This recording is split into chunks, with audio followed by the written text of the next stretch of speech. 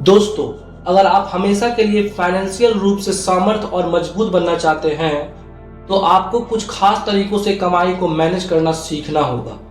किसी भी काम को शुरू करने और उसे आगे बढ़ाने के लिए पैसे की जरूरत पड़ती ही है।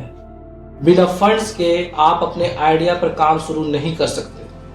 आज के युवाओं के पास अपने स्टार्टअप के लिए फंड जुटाने के कई विकल्प रहते हैं। इन ऑप्शंस के माध्यम से वह अपने बिजनेस को शुरू कर लेते हैं और पैसा भी कमाने लगते हैं। लेकिन कई बार उन्हें यह पता नहीं होता कि वह ऐसा क्या करे कि उनके पास हमेशा ही पैसा आता रहे और कभी पैसे की कमी ना हो। दोस्तों, जैसे जैसे बिजनेस बढ़ता है वैसे ही उसके खर्चे भी बढ़ते हैं। जब खर्चे बढ़ते हैं तो पैसा बनाना और बचाना दोनों ही काफी मुश्किल हो जाता है। ऐसी स्थिति में अपने खुद के लिए पैसा बना पाना आसान नहीं रहता और कई बार कमाया और बचाया हुआ पैसा भी खर्च हो जाता है। हालांकि पैसे बनाने के लिए अपनी खर्च की आदतों पर लगाम लगाना सीखना होता है ताकि हमेशा सकारात्मक स्थिति में बिजनेस चलाएं, ना कि कर्ज में डूब जाएं। अगर आप अपने लिए सच्ची दौलत कमाना चाहते हैं तो आपको पॉजिटिव फाइनेंशियल आदतें स्थापित करने के लिए एक कदम उठाने ही होंगे। नंबर 1, नुकसान में काम न करें।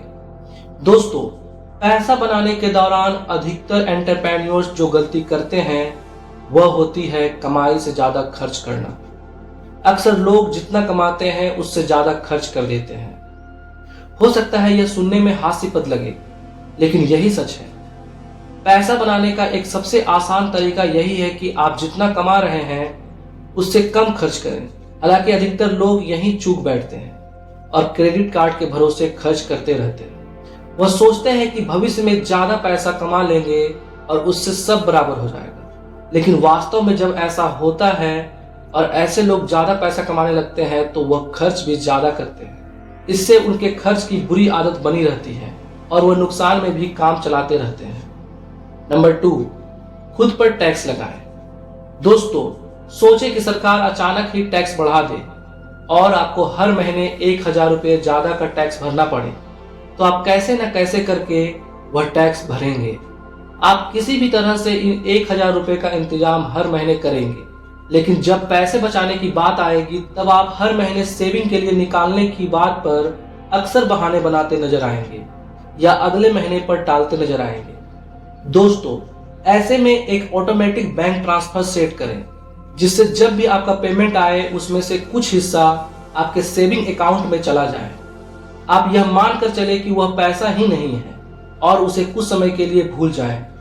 दोस्तों, ऐसा करने से कुछ साल बाद आप खुद का शुक्रिया करेंगे। नंबर 3, जिम्मेदार लोगों को साथ रखें। दोस्तों, अगर आप वाकई अपने लिए पैसा बनाना और बचाना चाहते हैं तो आपको ऐसे लोगों के साथ रहना चाहिए जो फाइनेंशियली रूप से जिम्मेदार हो।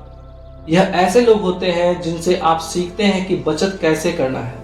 आप अपने किसी फैमिली फ्रेंड को इसके लिए चुन सकते हैं जो खुद फाइनेंशियल सक्सेस हासिल कर चुका हो और वह इस प्रक्रिया के दौरान मेंटर बनाकर आपको गाइड कर सके। नंबर 4, स्टॉक मार्केट से ना खेलें। दोस्तों, जब तक कि आपका जॉब एक ट्रेडर ना हो तब तक आप अपना पैसा स्टॉक मार्केट में ना लगाएं। यह ना सोचे कि आप स्टॉक मार्केट से ज्यादा स्मार्ट हैं। अगर आप ये सोचते हैं कि जिस काम में कुछ लोग अपना पूरा करियर बनाते हैं उसे आप यूं ही आसानी से कर लेंगे तो आप गलत सोचते हैं। दोस्तों, यह आपके लिए जुआ खेलने जैसा हो सकता है। इसके बजाय आप अपने पैसे को इन्वेस्ट कर सकते हैं। आप पैसे को निवेश करने में किसी वित्तीय सलाहकार की मदद भी ले सकते हैं। नंबर 5, क्रेडिट कार्ड्स का बिल दें। दोस्तों, इससे कोई फर्क नहीं पड़ता कि आप कितने बड़े एंटरप्रेन्योर हैं। अगर आप क्रेडिट कार्ड के बिल भुगतान करने के लिए कमाई के किसी विश्वसनीय साधन के बिना क्रेडिट कार्ड्स बढ़ाते जाते हैं तो आप लापरवाह हैं। आपको चाहिए कि आप अपने फाइनेंशियल डिसीजन हमेशा अपनी वर्तमान कमाई के आधार पर लें, ना कि भविष्य में होने वाली कमाई के आधार पर। अगर आप ऐसा ही करेंगे तो आप भविष्य में निश्चित ही खुद को कर्ज व ब्याज में डुबा हुआ पाएंगे। नंबर 6, फाइनेंशियल गोल्स तय करें।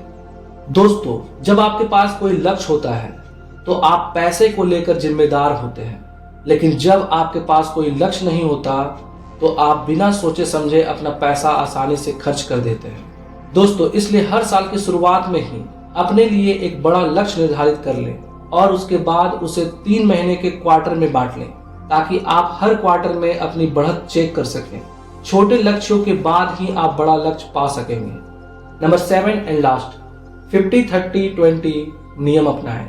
दोस्तों, कई फाइनेंशियल एक्सपर्ट युवा एंटरप्रेन्योर को आप 50-30-20 का नियम फॉलो करने की सलाह देते हैं। इस नियम के अनुसार आपको अपनी कमाई का 50% हिस्सा अपनी जरूरतों जैसे घर, कार पेमेंट्स, खाना आदि पर खर्च करना चाहिए। 30% हिस्सा अपनी इच्छाओं जैसे कपड़े, घूमना, अच्छे डिनर आदि पर खर्च करना चाहिए और बचा हुआ 20% हिस्सा आपको बचा कर रखना चाहिए।